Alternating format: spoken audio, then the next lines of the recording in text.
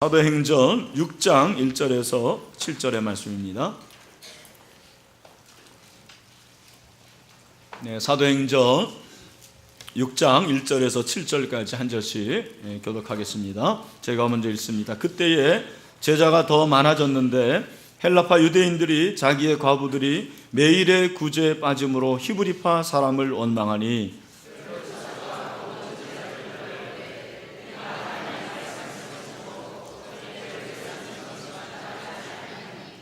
형제들아, 너희 가운데서 성령과 지혜가 충만하여 칭찬받는 사람 7을 택하라. 우리가 이 일을 그들에게 맡기고 온 무리가 이 말을 기뻐하여 믿음과 성령이 충만한 사람 스데반과 또 빌립과 브로고로와 니가노르와 디몬과 바메나와 유대교에 입교했던 안디옥 사람 니골라를 택하여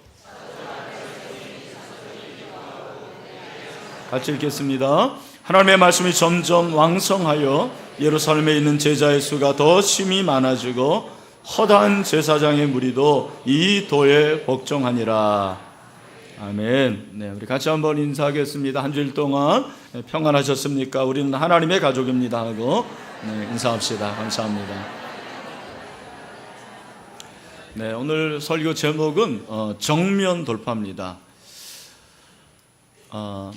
나이가 들면 성인병이 생기더라고요. 이 성인병을 일으키는 주범, 첫 번째 원인이 뭐라고 생각하십니까?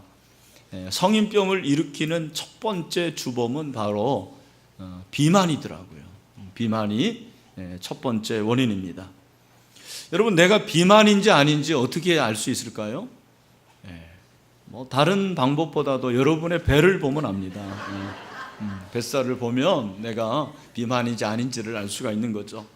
그래서 성인병이 이제 고혈압, 또 심장병, 당뇨 이런 것들이 있는데 원인이 바로 비만이라는 것입니다. 제가 왜 이런 말씀을 드리냐면 교회가 그리스도의 몸이라고 합니다. 교회는 그리스도의 몸입니다. 교회가 뭐라고요? 그리스도의 몸. 그러면 예수 그리스도는 우리 몸으로 따지면 뭐가 되겠습니까? 머리죠. 예수 그리스도가 머리라는 것은 예수 그리스도가 우리를 대표하는 것이고 또 예수 그리스도께서 교회를 다스리시고 통치하신다라는 말입니다. 근데 교회가 몸인데 교회가 성장함에 따라서 교회에도 얼마든지 문제가 생길 수가 있더라고요. 여러분, 예루살렘 교회도 예외가 아니었습니다. 예루살렘 교회가 급속도로 성장을 합니다. 6장 1절에 보니까 그때 제자가 더 많아졌다 그랬는데 여기 그때라는 것은 우리가 지금까지 살펴본 내용인데 예루살렘 교회가 핍박 가운데서도 성장하는 그때입니다. 핍박 가운데서도 예루살렘 교회에 수많은 불신자들이 찾아오게 되는 거죠. 그래서 그 수가 한 2만 명 이상 된다고 보통 예상을 합니다. 하루에 5천 명씩 예수를 믿게 되니까 여러분, 이 정도로 급속하게 성장하는 교회가 지구상에 있었을까요? 그래서 예루살렘 초대 교회가 그렇게 성장을 하는 가운데서 문제가 생긴 거죠. 어떤 문제입니까? 헬라파 유대인들이 자기의 과부들이 매일의 구제에 빠짐으로 히브리파 사람을 원망했다고 그랬습니다. 갈등이 문제였습니다. 그 갈등의 원인은 물질이었어요. 예루살렘 교회 성도들이 헌금을 하고 그 헌금을 가지고 구제하는데 구제할 때 헬라파 과부들의 명단이 빠지게 되는 거예요. 그랬을 때 헬라파 사람들이 원망을 하고 이로 인해서 파벌이 생기는 거죠. 그래서 헬라파와 히브리파 이렇게 파벌이 생기게 되었습니다. 여러분, 이것이 바로 지상교회의 현실이라고 생각하지 않습니까? 사단이 약한 부분을 공격하게 되죠. 초대교회가 아나니아와 삽비라 사건을 통해서 한 번의 위기가 있었는데 하나님께서 거룩을 회복시켜 주십니다. 그리고 이번에 바로 이 구제 사건을 통해 가지고 또 한 번 문제를 극복하게 하고 초대교회를 든든하게 세우는 것을 우리가 찾아보게 됩니다. 예루살렘 교회가 이 갈등의 문제를 어떻게 해결했습니까? 어떻게 이 문제를 극복했습니까? 같이 한번 살펴보려고 그래요. 먼저 예루살렘 교회는 지도자들이 자신의 잘못을 인정하고 대안을 찾았습니다. 자신들의 잘못을 인정을 하고 새로운 대안을 찾은 것입니다. 여러분, 초대교회 갈등이 생기고 파벌이 생기게 되자 사도들이 어떻게 합니까? 2절이죠. 12사도가 모든 제자를 불러 이르되 우리가 하나님의 말씀을 제쳐놓고 접대를 일삼는 것이 마땅치 아니하니라고 얘기를 하고 있습니다. 이 말씀에서 제 마음에 와닿았던 단어는 다른 것이 아니고 우리가예요. 우리가. 여러분, 사도들의 입장에서도 할 얘기가 얼마든지 있습니다. 왜냐하면 사도들이 불철주야로 사역을 했어요. 교회가 성장하면 일꾼이 많아질 것 같잖아요. 그렇지 않습니다. 교회가 성장함과 동시에 여전히 일꾼은 부족해요. 참 신기합니다. 우리 교회도 점점 성장하는데 일꾼은 부족한 거예요. 예루살렘 교회도 마찬가지였습니다. 그 일꾼이 부족하니까 사도들이 어떤 일을 하냐면 재정 출납을 한 거예요. 구제 헌금을 나눠주는 그 일을 사도들이 한 거예요.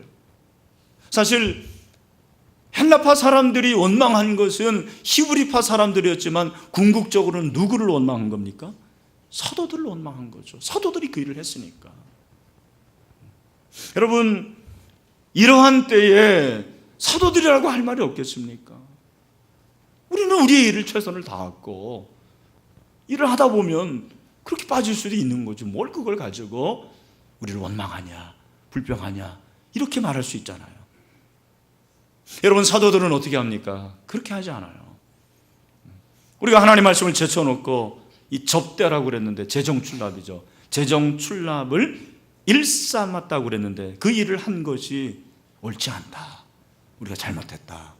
우리의 잘못이다라고 솔직히 인정을 하는 것입니다. 저는 이 말씀을 보면서 참 사도들이 솔직하다 그런 생각을 합니다. 얼마나 자신의 잘못을 인정하고 스스로 잘못한 것에 대해서 솔직하게 털어놓지 않습니까? 여러분이 바로 이것이 문제를 해결할 수 있는 지름길입니다. 보통 사람들은 갈등이 일어나고 문제가 생기고 자기가 비난을 받으면 어떻게 합니까? 다른 사람을 원망해요. 당신 때문이다. 네가 그러니까 할 수 없다라고 합니다. 그것은 정면 돌파하는 거 아니에요. 문제를 해결할 수 있는 방법이 아닙니다. 여러분, 이 세상에 참 어려운 것이 관계 문제인 것 같아요. 갈등의 문제입니다.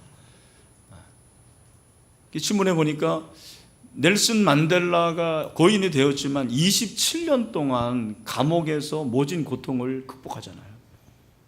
그리고 40도가 넘는 사막에서 강제 노역도 다 극복을 합니다. 대단한 거 아닙니까? 그랬던 넬슨 만델라도 27년 동안 감옥살이를 한 후에 석방이 되어서 6개월 만에 이혼을 합니다. 그렇게 혼자 모든 고통을 이겨낸 사람이 자기 부인과의 관계는 제대로 하질 못하고 이혼을 하게 되는 거예요. 제가 생각한 게 있습니다. 여러분, 넬슨 만델라가 노벨 평화상 받았잖아요. 지금까지 가정을 지키고 있는 여러분, 노벨 평화상보다 더 큰 상을 받게 될 줄로 믿습니다. 그렇잖아요. 가정을 지키고 갈등 가운데서 그 문제를 해결하고 함께 산다라는 것은 놀라운 일이죠. 기적이에요, 기적. 여러분, 우리가 오늘 이 본문을 보면서 바로 이 사실을 알 수가 있습니다. 여러분, 하나님께서 이 문제를 통해서 우리에게 말씀하신 것이 무엇일까? 사람이 궁지에 몰리고 문제가 생기면 두 가지 유형이 있습니다. 한 가지 유형은 원인을 다른 사람에게 찾는 거예요. 또 한 가지 유형은 자기에게서 문제를 찾는 것입니다. 자기 잘못을 인정하는 거예요. 그 대표적인 예가 사울 왕과 다윗 왕이에요. 여러분, 참 사울 왕은 아까운 사람이에요. 훌륭한 사람입니다. 근데 그 훌륭한 사람 사울 왕이 하나님의 명령에 불순종하잖아요. 아말렉과 싸우고 전리품을 다 전멸하라고 그랬는데 아각 왕도 살려주고 좋은 하나님께 드리겠다고 하면서 소를 남겨놓는 거예요. 사무엘이 책망합니다. 그때 뭐라고 합니까? 뭐라고 핑계합니까? 사실은 나는 그러고 싶지 않았는데 백성들이 원해서, 백성들이 제사를 드리겠다고 해서 내가 할 수 없이 남겨놨다. 그렇게 얘기를 하는 거예요. 핑계죠. 변명이죠. 여러분, 이것은 문제를 해결할 수 있는 지름길이 아닙니다. 내가 잘못했으면 고백하는 거죠. 인정하는 거죠. 다윗 왕은 참 그런 면에서 우리에게 도전을 줍니다. 밧세바를 범했을 때 나단 선지자가 책망을 합니다. 뭐라고 합니까? 다윗이 나단에게 이르되 내가 여호와께 죄를 범하였노라. 내가 죄를 지었습니다. 내가 잘못했습니다. 여러분, 일개 국가의 수장으로서 그 사람들 앞에서 공개적으로 자신의 잘못을 인정하는 것이 쉬울까요? 저는 그렇게 생각하지 않습니다. 만약에 제가 잘못했을 때 여러분들 앞에서 제가 잘못했습니다라고 고백하고 인정하는 것은 쉽지 않을 것입니다. 다윗 왕의 훌륭한 종이 바로 이것입니다. 그는 자신의 범죄에 대해서 변명하려 들지 않습니다. 인정합니다. 수를 쓰지 않습니다. 잔머리를 굴리지 않습니다. 정면으로 돌파하고 내가 잘못했다고 고백을 하는 것이죠. 여러분, 문제가 생길 때 자기의 잘못을 인정할 수 있는 사람이 어떤 사람들이냐면 자기의 자존감이 높은 사람들입니다. 자기의 자존감이 높은 사람들은 자기의 가치를 인정하는 거예요. 나를 인정할 수 있는 사람입니다. 여러분, 자신의 가치를 인정하는 것이 자존감인데, 자존감이 높은 사람은 화살을 다른 사람에게 돌리는 게 아니에요. 자존감이 낮은 사람일수록 문제는 바로 당신이야. 당신이 그렇게 하니까 나도 그럴 수밖에 없는 거지. 생각이 부정적입니다. 생각이 부정적이니까 늘 다른 사람이 나에 대해서 대하는 태도와 반응을 긍정적으로 받아들이지 않아요. 그래서 조금만 섭섭하게 하더라도 어떻게 합니까? 나를 무시하네? 내가 그 정도밖에 안 되는 줄 알아? 나를 알기를 우습게 여기네? 뭘 알기를 우습게 여깁니까? 그렇지 않습니다. 내가 그렇게 생각하는 거예요. 나의 자격지심입니다. 여러분, 저는 여러분들이 하나님의 자녀답게 여러분의 자존감이 높아질 수 있게 되기를 주님의 이름으로 축원합니다. 여러분, 사도들이 자신들의 부족했던 점을 공적으로 시인하잖아요. 우리가 잘못했다. 우리가 잘못했다. 여러분, 우리가 잘못했을 때 하나님 앞에 인정하는 거죠. 그게 회개예요. 회개의 시작은 인정입니다. 요한일서 1장 9절. 만일 우리가 우리 죄를 자백하면 그는 미쁘시고 의로사 우리 죄를 자백하면, 그 말은 우리 죄를, 나의 죄를 인정하는 거죠. 내 죄를 인정하면 우리 하나님은 미쁘시사 저와 여러분의 죄를 다 용서해 주십니다. 여러분, 예수님의 십자가를 생각해 보십시오. 예수님이 무슨 죄가 있습니까? 그는 죄가 없는 분이라고 그랬어요. 우리와 같이 사람이지만 죄는 없으신 그분이 저와 여러분의 죄를 위해서 십자가에 달려서 죽지 않으십니까? 그러나 그분은 십자가 앞에서 핑계하지 않습니다. 변명하지 않습니다. 다 받아들입니다. 수용합니다. 여러분, 이것이 바로 십자가의 은혜요, 우리 주님께서 우리에게 보여주신 사랑인 줄로 믿습니다. 여러분, 초대교회가 문제가 발생했을 때 사도들이 문제의 원인을 자신에게 돌리고 그리고 새로운 대안을 찾는 거죠. 그 대안이 무엇입니까? 6장 3절을 보니까 형제들아, 너희 가운데서 성령과 지혜가 충만하여 칭찬받는 사람 7을 택하라 그랬어요. 이것이 바로 집사죠. 7 집사. 여러분, 집사는 어떤 사람이냐면 섬기는 사람이야. 따라합시다. 집사는 섬기는 사람이다. 여러분, 집사들 많죠. 집사가 뭐 하는 분들이에요? 섬기는 분들. 7 집사를 선택했는데 재정 출납을 맡기기 위해서 7 집사를 선출했는데 그들의 자격이 무엇입니까? 참 신기한 것은 금전을 다루는 집사들이었는데 세상의 경력을 보지 않습니다. 얼마나 수에 능통한가, 얼마나 수에 빠른가, 그런 경험이 있는가, 지식을 말하지 않습니다. 무엇입니까? 성령으로 충만하고 믿음이 충만하고 지혜가 충만한 사람을 선출을 합니다. 이것이 바로 세상과 교회의 차이점이에요. 세상은 이윤과 세상은 유익이 전부입니다. 효율성이에요. 하나님의 나라는 효율성이 아닙니다. 교회는 세상과 다른 시각을 가져야 됩니다. 그래서 무엇입니까? 하나님을 믿는 믿음입니다. 성령으로 충만한 사람입니다. 여러분, 성령으로 충만해야지 하나님의 일을 넉넉히 감당할 수가 있습니다. 그러니까 믿음이 충만한 사람들을 선출해야 돼요. 여러분, 믿음이 충만한 사람, 성령이 충만한 사람이 하나님의 일을 감당해야 될 줄로 믿습니다. 그래서 7 집사를 선출하는데 그 7 집사가 다 어떤 사람들이냐면 헬라파에서 나온 거예요.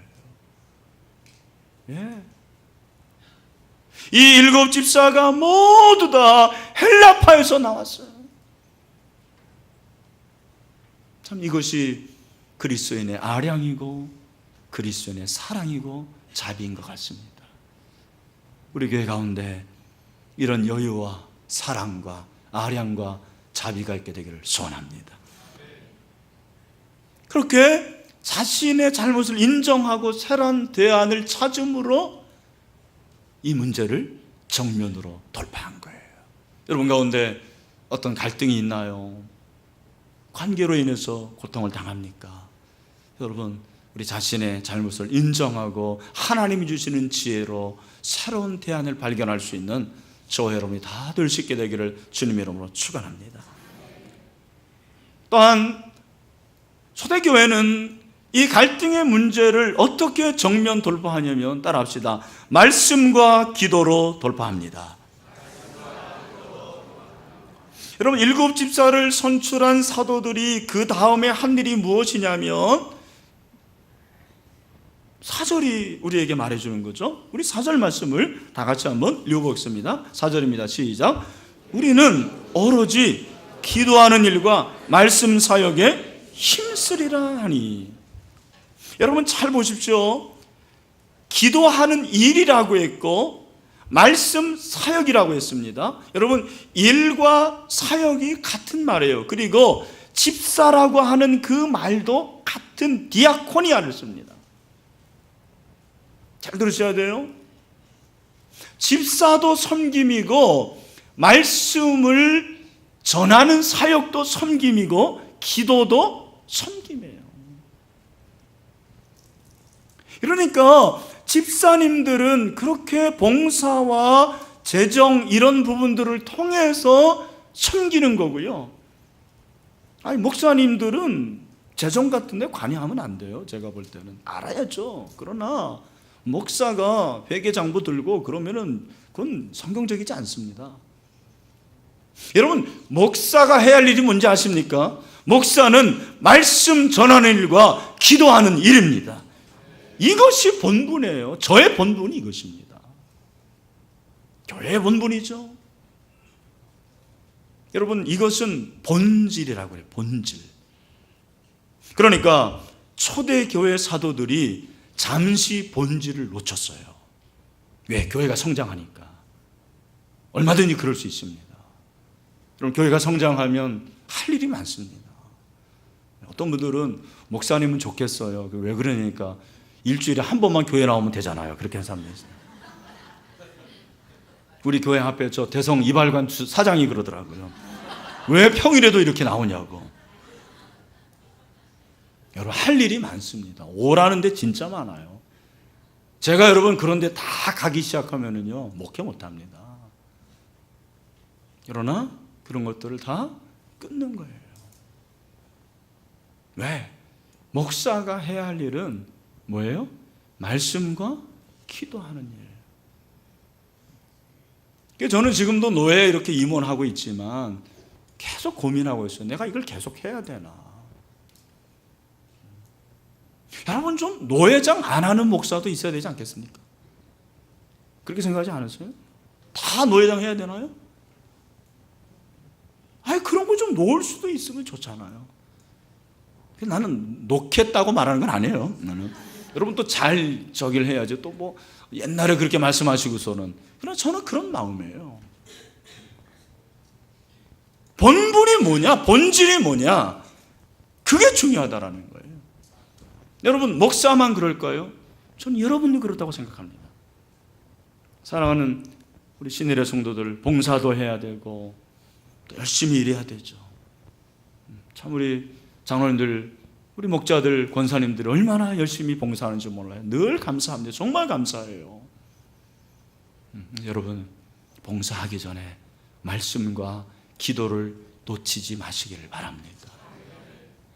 이 말씀과 기도, 하나님 말씀이 얼마나 중요한지 몰라요. 여러분, 하나님께서 금주 저에게 주신 도전의 말씀은 다른 것이 아니었습니다. 네가 하나님의 말씀을 가르치는데 얼마나 말씀을 사랑하냐. 얼마나 말씀을 사랑하느냐. 여러분, 말씀을 사랑하십니까? 스마트폰보다 사랑하세요? 드라마보다 사랑하세요? 먹는 것보다 사랑하십니까? 네? 주의 말씀이 내 발의 등이요 내 길의 빛이라고 그랬습니다. 시편 기자는 그 말씀이 정말 달달한, 꿀보다 더 달달하는 거예요. 여러분 가운데 하나님의 말씀을 읽는데 그 말씀이 정말 달고 그 말씀을 읽는 것이 기다려지는 그 사람은 성령으로 충만한 사람입니다. 여러분, 말씀을 듣는 것도 마찬가지입니다. 하나님의 말씀 여러분 잘 들으시길 바랍니다. 여러분, 하나님의 말씀을 잘 듣는 사람들이 일꾼이 되어야 된다고 저는 생각해요. 그렇잖아요? 하나님의 말씀을 들려주는데도 안 듣는 사람이 여러분 위기의 때에 하나님의 말씀을 듣겠습니까? 저는 그렇게 생각하지 않습니다. 그 위기의 때에 하나님의 말씀을 뒤로 합니다. 그리고 자기의 뜻대로 하는 거예요. 자기 경험대로 하는 것입니다. 그러니까 교회에 문제가 일어납니다. 뭐 예배에 잘 참석하고 기도에 다 오는 것도 중요하지만 여러분, 하나님의 말씀을 듣고 순종하는 사람, 여러분 그 사람을 하나님이 사용하십니다. 그것이 우리의 본질입니다. 여러분, 그 본질로 승부하시기를 바랍니다. 우리 교회 제자 훈련하는 교회잖아요. 얼마나 감사한지 모르겠어요. 제자 훈련한다라는 것은 제자 훈련 자체가 중요하지만 그보다 더 중요한 것이 무엇이냐면 제자 훈련은 말씀의 훈련입니다. 말씀으로 훈련받는 거예요. 여러분, 하나님의 말씀에 능력이 있다라는 것을 믿으시나요? 히브리서 4장 12절 말씀이죠. 뭐라고 말합니까? 우리 다 같이 한번 읽어볼까요? 시작. 하나님의 말씀은 살아있고 활력이 있어 좌우의 날서 어떤 것보다 예리하여 혼과 영과 및 관절과 골수를 찔러 쪼개기까지 하며 또 마음의 생각과 뜻을 판단하니. 아멘. 여러분, 세상의 교육으로 사람이 변하는 게 아닙니다. 만약에 세상의 교육으로 사람이 변한다면 우리는 다 변했어야 됩니다. 여러분, 사람이 변하는 것은 하나님의 말씀으로 변합니다. 그래서 제가 이렇게 제자 훈련 때 물어보면 언제 예수님을 영접하고 변화됐습니까? 하면 대부분 수련회 아니면 부흥회, 말씀을 듣고 회개하고 자복하고 변화되는 거예요. 여러분들 그러시죠? 네, 여러분 그 한 번의 변화로 끝나는 것이 아니고 저는 그 변화가 여러분의 삶 속에서 날마다 이어지게 되기를 축원합니다. 그게 변화예요. 여러분 그 변화가 지금 이곳에 임하기를 소원합니다. 삶의 현장. 여러분 현장이라는 말이 영어로 뭔지 아십니까? 현장이 바로 here and now더라고요. 이건 제가 해석하는 거예요. 현, 이제 현, now죠. 장, 마당장, 지금 이곳. 여러분 하나님의 말씀은 여러분이 있는 그곳마다, 여러분이 가는 곳마다 현재적으로 임하게 됩니다. 그러니까 여러분 하나님의 말씀을 듣는데 전념해야 되고 실천하는데 전념해야 되고 이 말씀으로 여러분의 삶의 순간순간이 변화되기를 간절히 소원합니다. 그러니까 변화가 없는 사람은 어떤 사람이냐면 말씀으로 인한 변화를 경험을 못하는 거예요. 말씀으로 내 생각이 바뀌고 언어가 바뀌고 내 가치관을 바뀌고, 그러니까 신앙생활을 오래 하지만 하나님의 말씀으로 인한, 보통 우리가 만남이라고 그러잖아, 인카운터, 직면하고 그 말씀으로 인해서 내가 변하는 것을 경험을 못하는 거예요. 우리 교회에 우리 70이 넘으신 성도님이신데요, 여자분입니다. 미스 때부터 담배 폈대요. 그러니까 40년 이상 핀 거겠죠. 근데 우리 교회 왔는데 그래도 담배가 안 끊어지는 거예요. 예배 드리기 전에 항상 집에서 한 대 피고 오고, 니코틴이 부족하니까. 그리고 끝난 다음에 또 집에 가자마자 담배 피고. 근데 어느 날 설교를 듣는데 여러분 중에 아직도 담배를 피고 있는 사람이 있습니까? 라는 그런 설교를 제가 했대요. 근데 그 순간 뜨끔하더래요. 그런가 보지 하고 집에 갔는데, 집에 가서 담배를 피려고 했는데 가슴이, 마음이 역겨워가지고는 그 담배를 보자마자, 그래서 그 순간부터 담배를 끊었습니다. 지금까지 끊었습니다. 여러분 이런 변화죠. 정말 내가 하나님의 말씀으로 인한 변화가 있는가? 내가 하고 싶은 것도 말씀을 생각하면서 안 하고, 안 하려고 하는 것도 하게 되고, 하나님의 말씀으로 말미암아 내 생각이 정화가 되고, 그러니까 하나님의 말씀으로 나의 삶의 부분들이 정리가 되는 거죠. 그리고 고쳐지고 회개하는 놀라운 역사가 일어나게 되는 것입니다. 여러분 그럴 때 우리의 문제가 해결되게 될 줄로 믿습니다. 이게 정면 돌파예요. 돈으로 되는 거 아닙니다. 여러분 세상의 방법으로 되는 게 아니에요. 하나님의 말씀으로 우리는 변화되고 문제를 해결받을 수가 있습니다. 또한 기도로 정면 돌파를 합니다. 여러분 기도라는 것이 참 놀라운 일인데, 기도라는 것은 이것도 디아코니아라고 했어요. 기도도 섬김이에요. 여러분 내가 힘이 없고 은사가 없고 능력이 없는 분들이 있습니까? 기도라도 아니에요. 여러분 기도가 여러분이 할 수 있는 은사입니다. 그것이 섬김입니다. 여러분 기도하십시오. 기도로 승리하시길 바랍니다. 기도로 중보하십시오. 기도가 얼마나 놀라운 일인지 몰라요. 기도는 실전이에요. 잘 들어보십시오. 말씀이 왜 변화가 안 일어나냐면 말씀을 지식으로 생각하니까 그런 거예요. 말씀이 실전이에요. 여러분 가운데서 예수 믿었는데 성경을 한 번도 읽어보지 못한 사람, 성경을 일독을 못한 사람들이 분명히 있을 거예요. 제가 여러분에게 간곡히 부탁드립니다. 다른 무엇보다도 빠른 시간 내에 여러분 성경 일독하십시오. 드라마 보는 시간 줄이세요. 인터넷 하는 시간 줄이세요. 만나는 시간 줄이세요. 여러분, 성경을 삼독하기 전에는 다른 말 하지 마세요. 여러분, 하나님의 말씀을 3번 읽지 않고 하나님의 말씀이 들려질까요? 빠른 시간 내에 성경을 읽으세요. 여러분, 읽는 가운데 은혜를 주십니다. 그리고 그 하나님의 말씀을 읽는 가운데 항상 해야 될 건 뭐냐면 기도예요. 왜 말씀과 기도가 함께 나오는지 아십니까? 기도 없는 말씀은 능력이 없기 때문입니다. 여러분, 이제 이렇게 설교가 잘 안 들리라고 하잖아요. 어렵다고 그러잖아요. 성경에 대한 지식이 없는 것도 될 수 있지만 기도하지 않는 거예요. 여러분, 기도라는 것은 하나님께서 우리를 변화시키는 아주 중요한 에너지가 되는 것입니다. 기도의 발견이 신앙의 발견입니다. 이건 저의 고백입니다. 기도의 발견이 신앙의 발견이에요. 기도하는 만큼 신앙생활을 하는 거예요. 기도하는 깊이가 여러분의 신앙의 깊이입니다. 여러분이 기도하는 그 대상과 기도하는 넓이만큼 여러분의 신앙이 결정이 됩니다. 제가 이번 주에 이제 제자훈련 체험학교 가서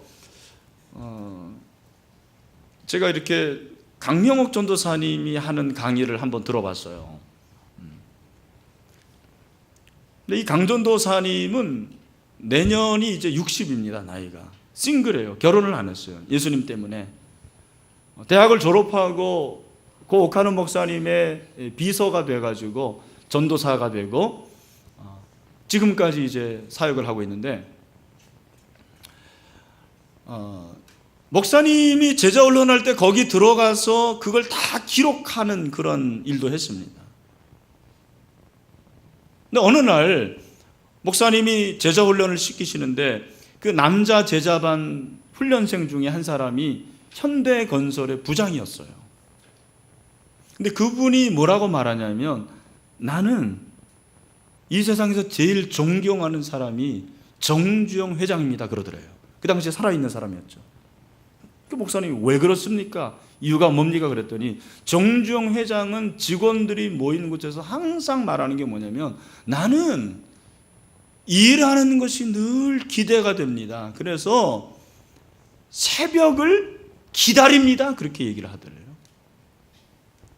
새벽을 기다린다. 전사님이 생각해 보니까 우리는 보통 예수 믿는 사람은 새벽을 어떻게 한다고 그러죠? 깨운다고 그러잖아요. 근데 이 사람은 새벽을 깨우는 게 아니면 새벽을 기다리는 거예요. 새벽을 깨우는 거는 좀 안 되니까 막 깨우려 그러는 거예요. 그죠? 근데 그 당시에 전도사님이 저혈압이어가지고 아침에 일어나지를 못하는 거예요. 저혈압이 좀 그렇습니다. 근데 하나님께서 말씀을 하시는 거예요. 야, 불신자도 새벽이 기다려지는데 너는 전도사가 돼가지고 그 새벽 한 번 못 일어나냐? 이런 말씀을 주시더래요. 하나님, 저는 저혈압인데 하나님이 지혜를 주셨어요. 어떻게 하는지 아십니까? 매일 10분씩 일찍 일어나는 습관을 들인 거예요. 그래서 6개월을 했답니다. 그래서 7시 반에 일어나는 이분이 4시 반에 일어나는 습관이 들린 거예요. 그래서 지금까지 4시 반에 일어난다는 것입니다. 여러분, 저는 새벽 기도 못하는 분들에게 지금 죄책감을 갖게 하는 게 아닙니다. 새벽 기도 못할 수도 있죠. 자기의 체질에 따라서 심야 기도할 수도 있고, 또 주중 기도할 수 있습니다. 낮에 기도할 수도 있습니다. 그런데 저에게 주신 하나님의 음성은 뭐였냐면, 네가 하나님을 만나는데 그런 설렘이 있느냐라는 거예요. 우리가 하나님께 나아가는데, 하나님께 기도하는데 그런 설렘이 있느냐. 여러분, 사랑하는 사람은 만나기 전에 설렙니다. 여러분, 기도하기 전에, 예배 드리기 전에 하나님을 만나는 것이 설레이십니까? 오늘 우리의 문제가 이건 것 같아요. 하나님을 만나는데 설렘이 없어요. 예배하는데 설렘이 없습니다. 여러분, 우리가 기도하는 그것으로 말미암아 여러분, 우리 가운데 하나님을 만나는 것에 대한 설렘이 있게 되기를 소원합니다. 여러분, 기도가 본질입니다. 기도로 승부하는 것입니다. 이제 세일의 특별새벽봉회가 이제 다음 주로 다가오는데, 여러분 이번 주에 5분씩이라도 기상 시간을 당겨보세요.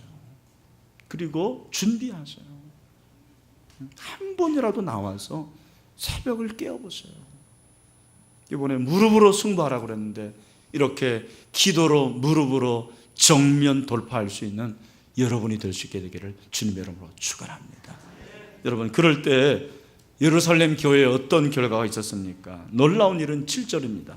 7절을 보십시오. 하나님의 말씀이 점점 왕성하여 예루살렘에 있는 제자의 수가 더 심히 많아지고 허다한 제사장의 무리도 이 도에 복종하니라. 아멘. 말씀이 왕성한데 점점 왕성했어요. 예루살렘에 있는 제자의 수가 많아지는데 더 심히 많아졌습니다. 심지어는 제사장의 무리도 믿음을 갖는데 허다한 제사장이라고 그랬어요. 이걸 오늘날로 말하면 뭘까요? 우리가 이렇게 말씀과 기도로 정면 돌파하니까요, 우리 주변에 있는 절에 승려들이 예수 믿으러 오는 거죠. 무당들이 오는 겁니다. 여러분, 그런 역사가 있게 되기를 소원합니다. 할렐루야. 말씀을 맺습니다. 문제없는 개인, 문제없는 공동체는 없어요. 다 문제가 있습니다. 특별히 갈등이 있는 거죠. 그런데 초대교회는 이 갈등의 문제를 어떻게 해결합니까? 정면 돌파하는 거예요. 시시하게 그렇게 핑계대지 않습니다. 사도들이 우리의 잘못입니다. 다른 대안을 찾습니다. 그리고 말씀과 기도에 전무하겠다고 본질로 나가는 거죠. 그래서 저와 여러분이 이렇게 정면 돌파해서 승리하고 문제가 해결되는 역사가 있게 되기를 주님의 이름으로 축원합니다. 우리 같이 한번 기도합시다. 우리 한 목소리로 기도할 때 하나님 말씀을 통해서 기도를 통해서 문제가 해결되게 하시고